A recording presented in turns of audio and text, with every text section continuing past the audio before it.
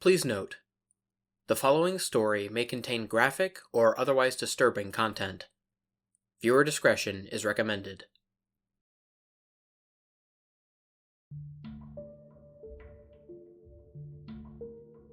Look, I'm not going to start a blog post dedicated to weird and awful experiences that have happened to me, nor will I write a book about paranormal activities I've witnessed.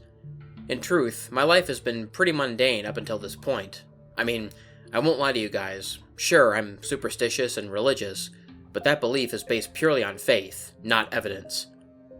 Well, a little context probably wouldn't hurt, would it?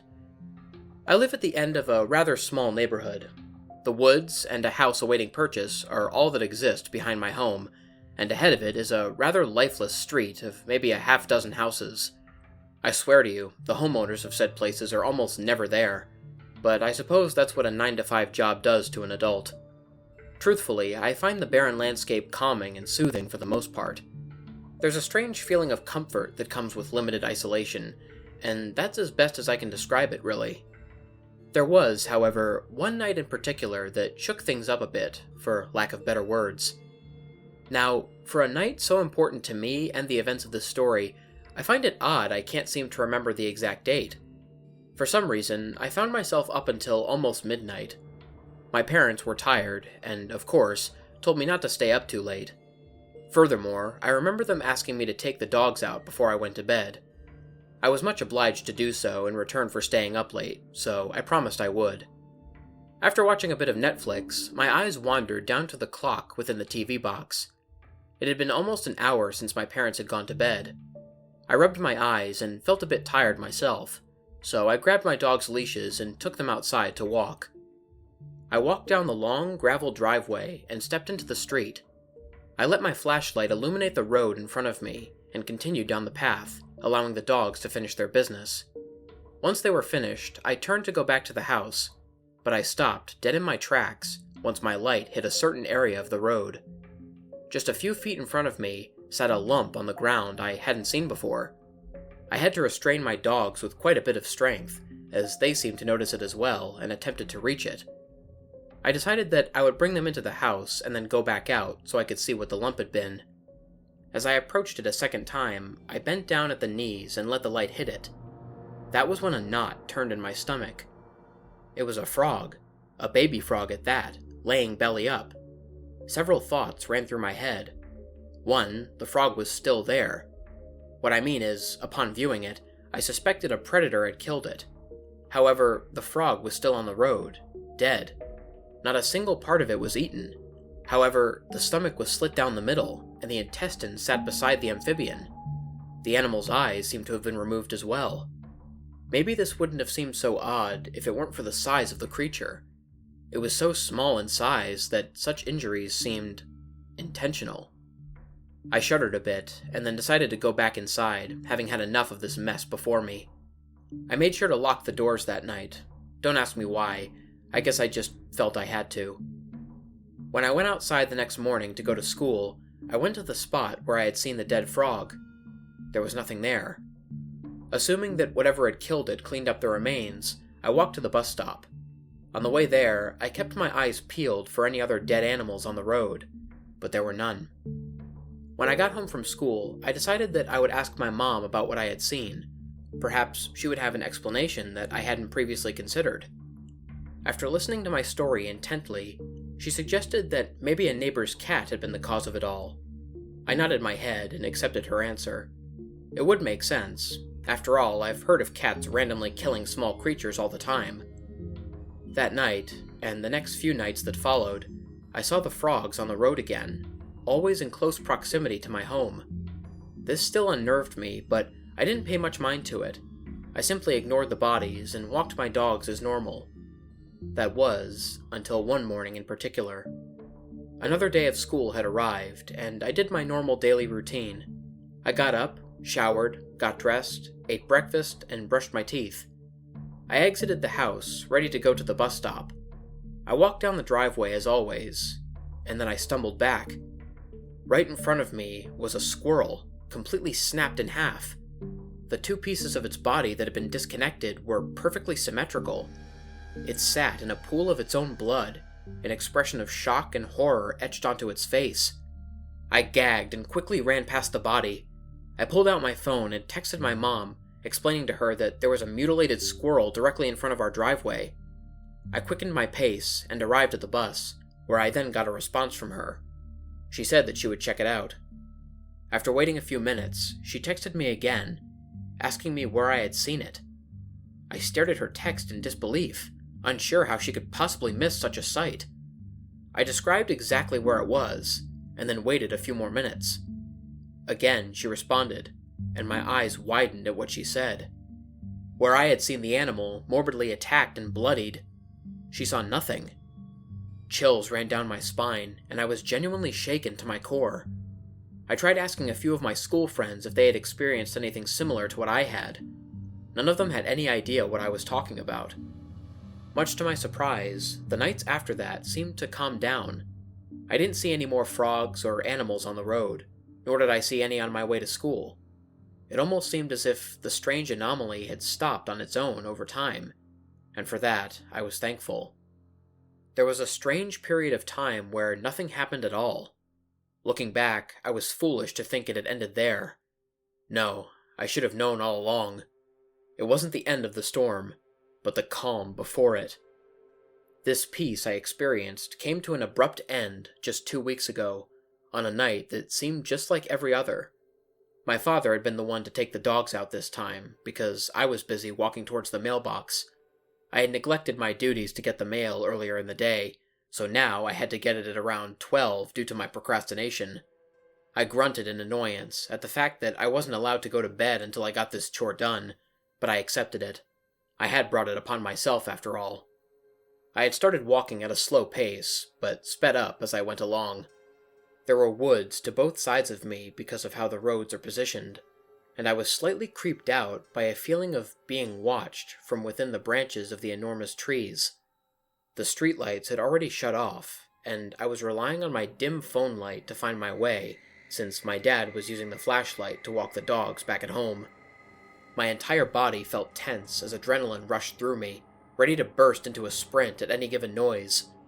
I resisted this urge though, since the entire neighborhood seemed silent, strangely enough, although I believe that may have actually added to the eeriness of it all. I finally arrived at the mailbox, inserted my key into the lock, and opened it. I reached my hand into the hole and felt around. I didn't feel a single letter inside, but my hand did land on something. Something odd. Something squishy and moist. My hand instinctively recoiled as I took a step back. I peered into the mailbox, shining the light inside so I could get a better glimpse of what I felt. When I saw what was inside, it took all of my strength not to scream. There, inside the box, of which only I had the key to open, was a frog. Needless to say, I sprinted as fast as my legs could carry me until I reached my home. I launched myself up the porch steps and entered the house, closing and locking the door behind me, my breath exasperated. My parents looked at me strangely, and I quickly explained myself by claiming that I was just worn out from my run home. They didn't seem to question this, whether it was from believing me or being too tired to wonder why the hell I was running so far so late at night. Regardless, they went to bed, and I locked the doors. I didn't remember falling asleep, but I remember waking up in a pool of sweat. I sat up and looked around me, seeing the room entrenched in total darkness. From within my room, I could hear something strange. It sounded like footsteps. Footsteps ascending the wooden stairs leading up to the front door. And then I heard the signature creak of the door slowly opening, and that was when I felt my heart rise into my throat. Despite my mind screaming to my body that I should hide or stay put, my body disobeyed and opened my bedroom door. My ears were filled with the sound of my dogs barking furiously, but the barking soon turned into something else, whimpers of fear, and then screaming. Screaming which pierced my ears and made my heart come to a standstill. Screaming which didn't sound like my dogs at all, but rather of a human being instead. Despite my better judgment, I found myself running to the living room, where I found my 2 dogs.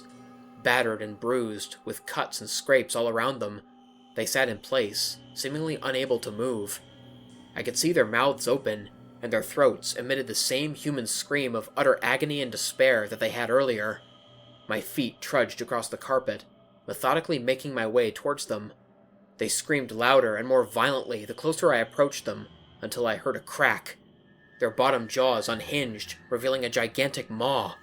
They stood on their 2 feet, as a man would, and their once human groans of pain turned into an inhumane, ungodly shriek which split my ears, causing me to clutch my head in pain. Then, just as suddenly as they started, they stopped and collapsed to the ground, dead. I felt myself rush towards them, but I never got close. I felt something from behind me clutch me in its appendages, and I felt my body being pulled back into something sharp, stabbing me and causing me to roar in pain. I swear to you, my voice was not my own. No, it sounded like that inhumane screech my dogs released. I saw my vision become blurry until it all faded to darkness, and that was when I sat up in my bed. I rubbed my face with my hands, feeling the sweat pooling under my eyebrow. I raced out to the living room, only to see my dogs laying comfortably in their beds. I didn't sleep a wink for the next few nights after that, nor did I mention that dream to anyone. The night that followed, well, several nights in fact, the woods located behind my house would cause my dogs to go into a frenzy when nearby. I remember walking them, and when close to the tree line, they would stop dead in their tracks, stare into the darkness ahead, and tuck their tails between their legs, whimpering. Even I become uneasy around the woods now, despite not having a logical reason to be. But something about that place seems more ominous than it did before these events started taking place. Nonetheless, I can't walk near that place without getting chills, and neither can my pets, it seems. Again, the calm before the storm arrived, and each day and night without a single strange occurrence was truly nail-biting. That nightmare was all I could think about, and my lack of sleep showed at school. After several detentions for falling asleep in class, my grades dropped drastically, and my parents became worried. I never told them what happened, though. They would never believe me, especially since I seemed to be the only person who had witnessed these events. I only bring this up to you guys because I'm becoming increasingly worried. You see, these strange occurrences have picked up recently, just as recently as a week ago, in fact. Nothing too extreme has happened yet, but I'm worried that might change soon. The dead animals I've been seeing aren't just frogs anymore. There are birds now, and even a few more squirrels. Each and every night I see them, and each and every night they come closer and closer to my house. I'm not sure if what I'm experiencing is just some sicko out there messing with me, or if something more is going on within my neighborhood. All I know is that I have nothing to prove this is all happening, as each animal I see disappears without explanation by morning. I know for a fact that this isn't just some cat. Look, the point of all this is that last night I heard something familiar, something terrifying. I woke up to the sound of creaking, the creaking of wooden stairs leading up to my house, to be specific. I heard footsteps, which stopped just outside the front door. I didn't have the courage to open the door and look, so I peered through my bedroom window to see what was outside. Once my eyes became adjusted to the darkness, I was able to spot a lump on the welcome mat just outside my door. I couldn't discern the exact features of what it was, but I already knew in truth, and I couldn't sleep any longer that night. Once morning arrived, I looked outside the door, only to see nothing, as expected. It wasn't until then that I realized I had never heard anything descend the stairs that night, which caused a large knot in my stomach. I don't know what's going to happen tonight, but I feel like it won't be good. There's no way anyone will believe me, and I don't know what can or will help me at this point. I loaded my rifle and made sure my hatchet and knife are within grabbing distance tonight. I'll also be sure to lock the doors. I'm not sure anymore. I'm just taking all the precautions I can at this point. All I could think of at this point is that damn nightmare. Small update. I made a last-second decision to let my dog sleep in my room last night, making sure to lock the door behind me. Call me paranoid, but there's no such thing as being too safe at this point. I didn't sleep at all last night, and I didn't hear anything at all either. Finally, at about 4 a.m., I let sleep overcome me. When I got up this morning to prepare for school, I found a dead, mutilated frog right outside my bedroom door.